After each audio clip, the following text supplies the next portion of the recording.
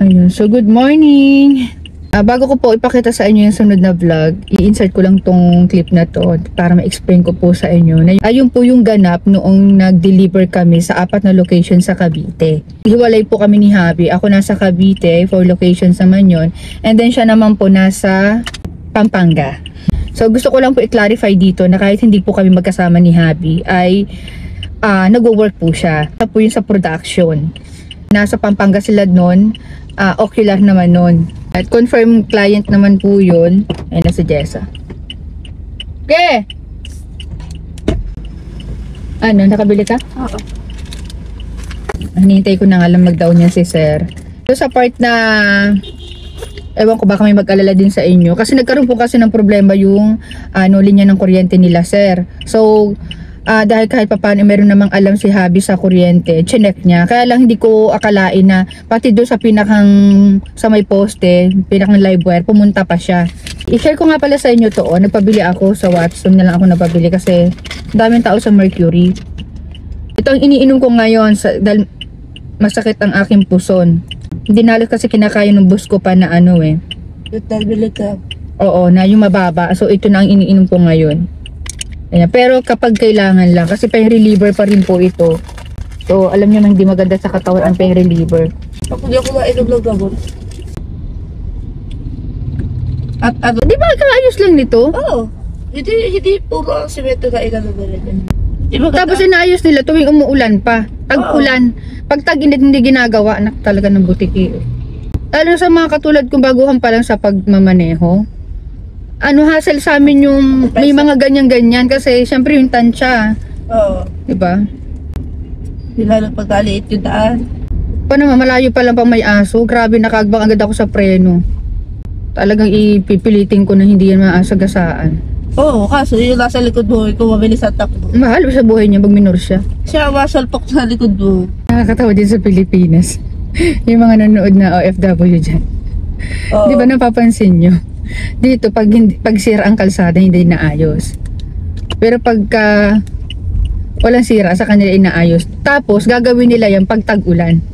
At ito nga yung sinasabi ko sa inyo kanina na ginagawa ni Habi. Napaka-delicate nito chillers kahit pasabihin na meron siyang alarm sa kuryente. Naawa kasi si Habi sa nanay ni Sir dahil nga napakainit at hindi nga rin nila naayos yan kaya kinahaponan umuwi na rin si nanay. Alam nyo, isa sa mga kinakatakutan ko talaga, kuryente, kidlat at saka cobra. Kaya ako hanga talaga ako sa mga taong ganyan ang trabaho. Kapag nakakita nga ako ng tao na nasa poste, nag-aalala talaga ako kasi ang dami ko napapanood na nangingisay na lang at nagbaklas na nga po sila after nyan.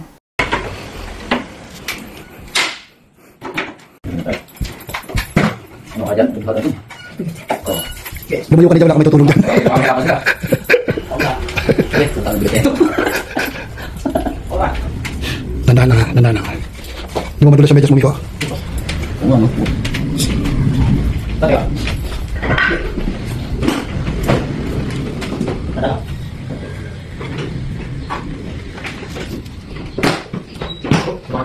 Bakit? Wala.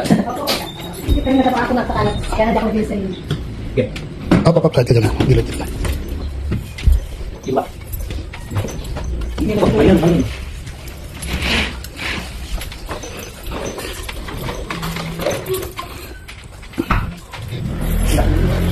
Ay, nakasara dyan ano? Ay, ilalak lang. Hindi ako lang. Nabuksan mo lang. Ano kukuha ka ng bigas? Ay, hindi sa kama po, ma'am. Pakitanggal na lang po. Yung ano lang, yung upuan lang dadalhin natin. Paampong ka na kay nanay.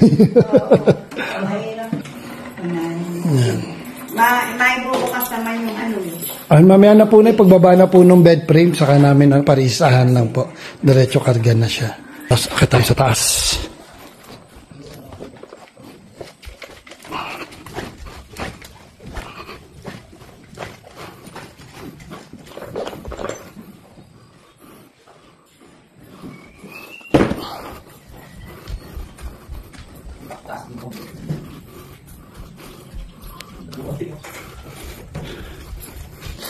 Para ko yung tools dito, ano.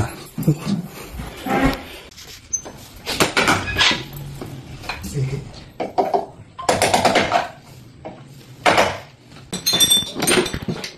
Dali-dali mo. Ito na. Ano ba kasi siya may tester dito? Nay, pwede niyo pong tawagan si Sir sandali? At tinatawanan ko nga eh. Para baka may tester siya, magamit natin. Malalaman natin siya ngayon. Kung ano ito po. Ha? Ano yun pa? Ano mo? Ay, wala sa linya niya. Pag-vulcanize mo? Sa linya. Ito, kausapin mo yung si ano, Andy dito na, oh. Ere, ano, ano ba ang pangalan mo? Albert po. Ani Albert. Chinek ko yung sa breaker niyo, sir. Walang kuryente yung linya niyo. Baka sa labas ang problema. Dalawa po ba to? Nasaan po? Ito po yung binuksan ko sa may hagdanan po. Alin ba breaker niyan? Yung sa may main door? Sa main door? Ay, dalawa tingnan ko po rito. Po, sige po. Ayan. Ayun. Ito na ako. Sige po, babakasin ko po muna rin yung pinakapintuan po niya. At na, pakihawak. Pre, putol yung isang linya nila. Sa labas? Sa labas eh. Ah, Kasi patay yung kontador eh. Nakita ko nakalaylay.